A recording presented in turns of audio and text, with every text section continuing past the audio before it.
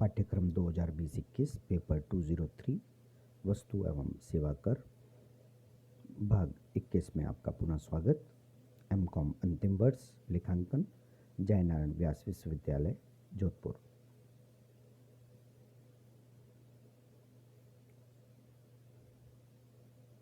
संपूर्ण पाठ्यक्रम एक बार पुनः आपकी सुविधा के लिए स्क्रीन पर दर्शाया गया है।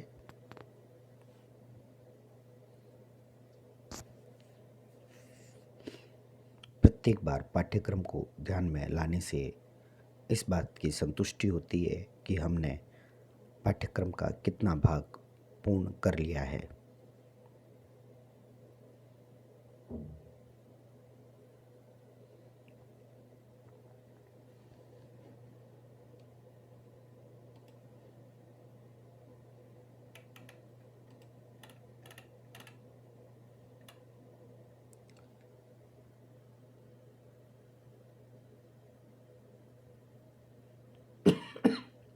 Relevant definitions, प्रासंगिक परिभाषाएं। Before proceeding to understand the statutory provisions relating to ITC, let us first go through the relevant definitions being discussed as follows. इससे पहले कि ITC संबंधित कानूनी प्रावधानों का विस्तृत विवेचन करें, हमें पहले इससे संबंधित कुछ प्रारंभिक परिभाषाओं को जान लेना है, जो निम्न प्रकार स्पष्ट की गई है।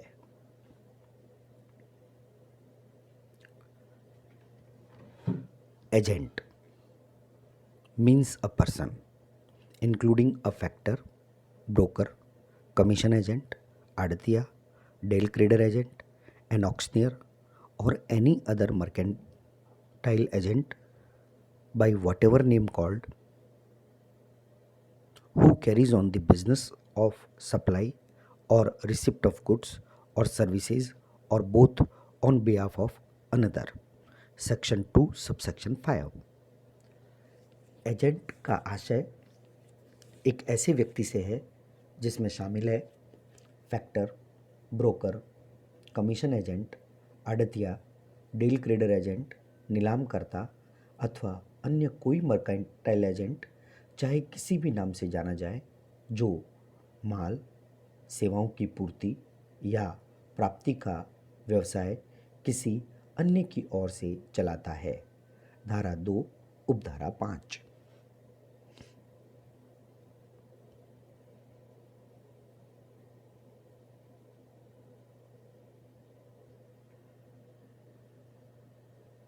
Business.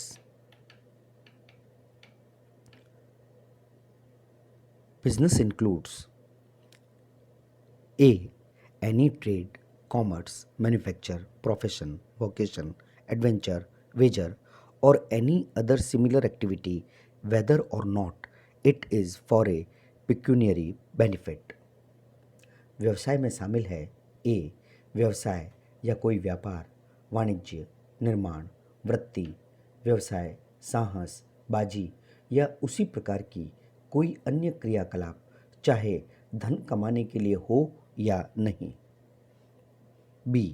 Any activity or transaction in connection with or incidental or ancillary to subclause A.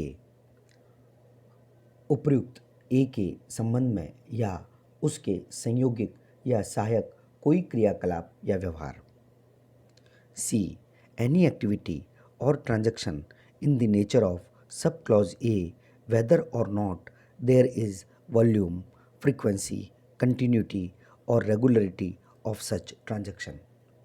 उपर्युक्त A की प्रकृति की कोई गतिविधि या व्यवहार, चाहे ऐसे व्यवहार कोई भी परिणाम, आवृत्ति, निरंतरता या नियमितता से हो या न हो। D. Supply or acquisition of goods including capital goods and services in connection with commencement or closure of business. व्यवसाय के प्रारंभ या उसके समापन के संबंध में पूंजी माल सहित माल और सेवाओं की पूर्ति या अर्जन। provision by a club, association, society, or any such body for a subscription or any other consideration of the facilities or benefits to its members. किसी क्लब, एसोसिएशन, सोसाइटी या ऐसे ही लाभों वाली किसी संस्था द्वारा उसके सदस्यों के लिए किसी अंशदान या प्रतिफल के बदले में कोई व्यवस्था. Services supplied by a person as the holder of an office which has been accepted by him in the course of furtherance of his trade, profession or vocation. किसी व्यक्ति द्वारा ऐसे पद धारक के रूप में जो उसने अपने व्यापार, वृत्ति या व्यवसाय के दौरान या उसके अग्रसर के लिए स्वीकार किया है, पूरी की गई सेवाएं. Activities of a race club including by way of totalizer or a license to bookmaker or activities of a licensed bookmaker in such club. किसी घुड़दौड़ क्लब द्वारा टोटलाइजेटर को उपलब्ध कराई गई सेवाएं या क्लब में बुक मेकर की अनुज्ञप्ति. Any activity or transaction undertaken by the central government, a state government, or any local authority in which they are engaged as public authorities. केंद्रीय सरकार, किसी राज्य सरकार या किसी स्थानीय प्राधिकरण द्वारा किया गया कोई कार्यकलाप या संव्यवहार जिसमें वे लोक प्राधिकारियों के रूप में लगे हुए हैं. This definition has been given under section 2 subsection 17. यह परिभाषा धारा 2 उपधारा 17 में दी गई है.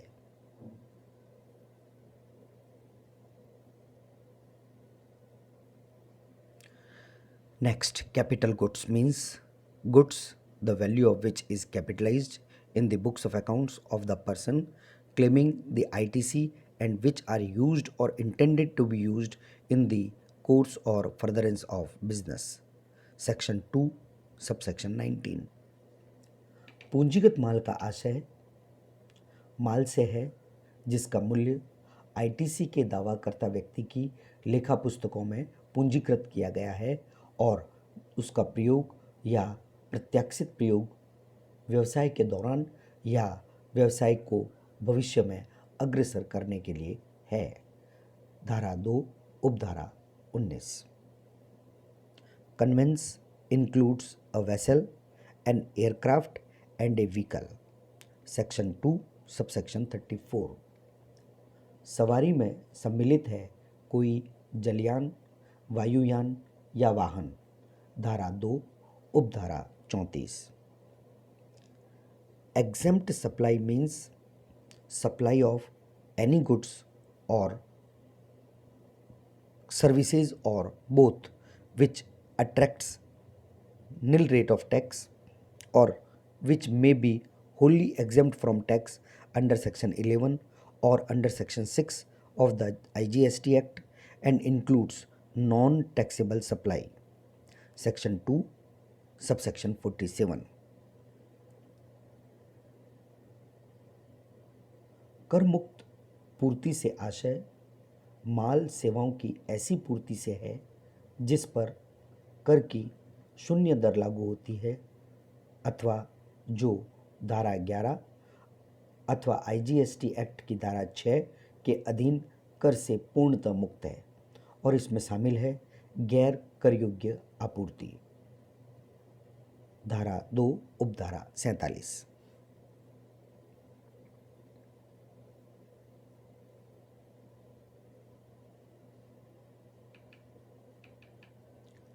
Input means any goods other than capital goods used or intended to be used by a supplier in the course or furtherance of business. Section 2 subsection 59. Input का आशय पूंजी माल को छोड़कर ऐसे माल से है जिसका पूर्तिकर्ता द्वारा प्रयोग या प्रत्याशित प्रयोग व्यवसाय के दौरान या व्यवसाय को अग्रसर करने में हो. धारा 2 उपधारा 59. Input service means any service used or intended to be used by the supplier in the course or furtherance of business. Section 2 subsection 60।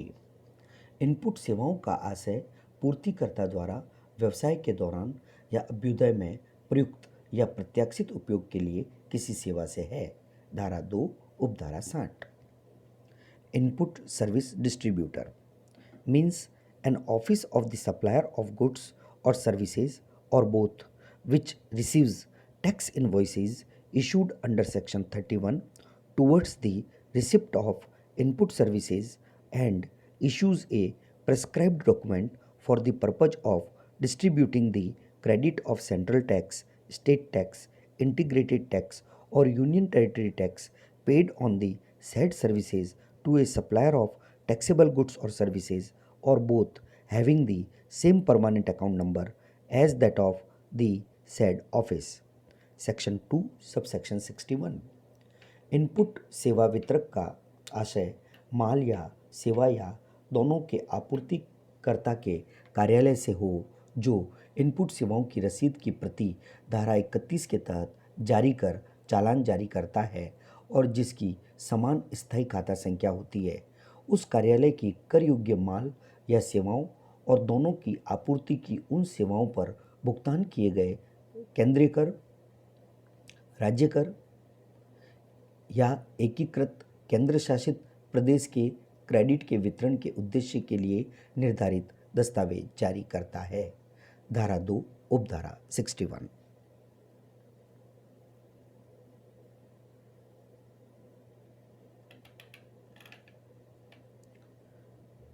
Input tax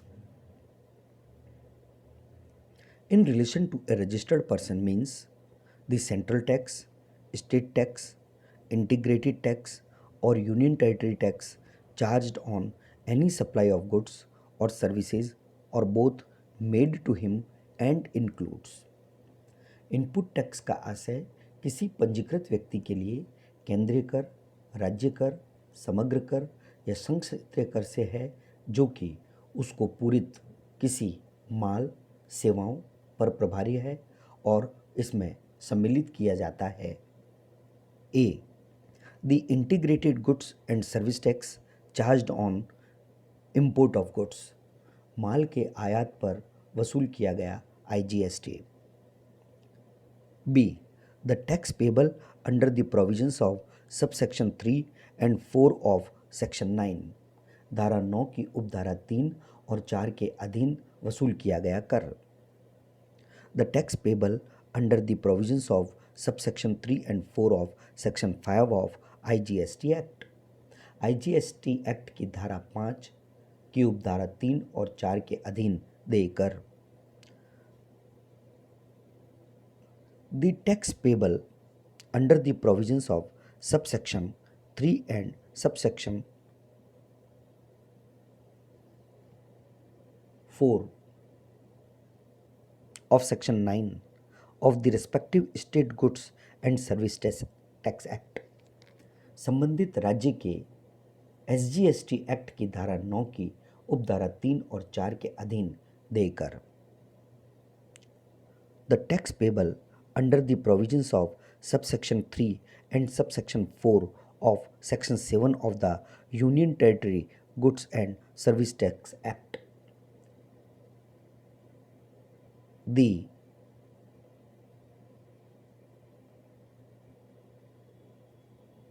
but does not include the tax paid under the composition levy section 262 subsection 62। केंद्र शासित या संघ शासित क्षेत्रीय कर से संबंधित धारा 7 उपधारा 3 और 4 में दे कर, लेकिन